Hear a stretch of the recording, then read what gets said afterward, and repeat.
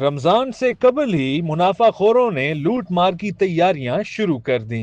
कराची में फलों के निर्ख बढ़ना शुरू हो गए हैं, ताहम टमाटर और प्याज समेत दीगर मौसमी सब्जियां सस्ते दामों दस्तयाब हैं, जिससे शहरियों को कुछ रिलीफ मिला है। शहर में सरकारी निर्खों पर चिकन, मटन और बीफ कहीं दस्तयाब नहीं, जबकि रमजानुल मुबारक में गोश्त मजीद महंगा होने का अंदेशा है। जैसे रमज़ान आता है वाकई फिर ये चीज़ें महंगी कर देते हैं, हर चीज़ का रेट डबल हो जाता है, चाहे फ्रूट है चाहे सब्जी है।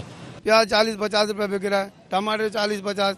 कराची में आटे की कीमतें होलसेल सतह पर तो बरकरार हैं, लेकिन रिटेल मार्केट में मनमानी कीमतें वसूल की जा रही हैं। चीनी और दालों की कीमतें फिल वक्त मुस्तहकम हैं। रमजानुल मुबारक में बढ़ती खपत के बायस फी किलो आटा 10 रुपए महंगा होने का इम्कान है। शहरियों ने हुकूमत से मुतालबा किया है कि ग़िज़ाई अशिया के निर्खों पर सख्त निगरानी की जाए, ताकि रमजान में अवाम को रिलीफ मिल सके।